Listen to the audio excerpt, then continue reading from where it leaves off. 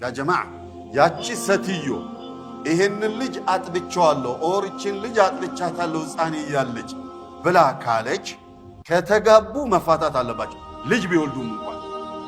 ለምን እህቱ ጋር ነውና እየኖረ ያለው ግልጽ ነው። ለምሳሌ እንበልና አንድ እናት ሁለት ልጆችን አጥብታለች። ያቺ እናት ከዛ ከባሏ ተፋታ ሄደች።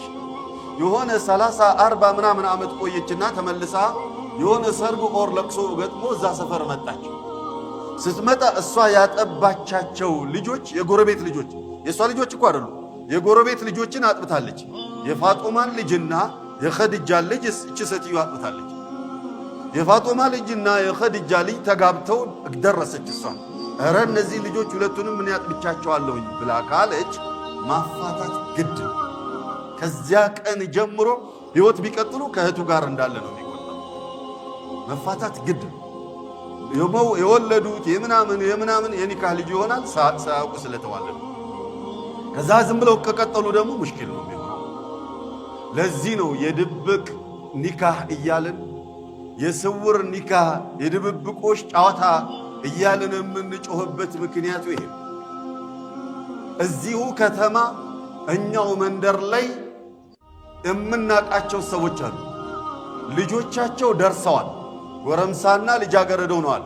ሁለቱም የሚማሩት አንድ ትምህርት ቤት ላይ ነው። ሁለቱም አይተዋወቁም፣ የአንድ አባት ልጆች ናቸው። እነዚህ ሁለት ልጆች ሊጋቡ አይችሉም፣ ሊፋቀሩ አይችሉም። ተው አላህን ፍሩ።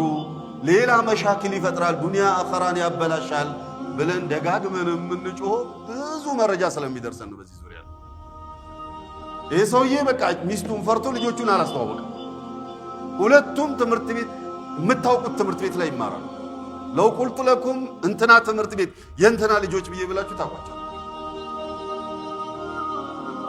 ኢዘን ወደ ነጥባችን ስንመለስ በረዳዓም ተመሳሳይ ነገር ነው።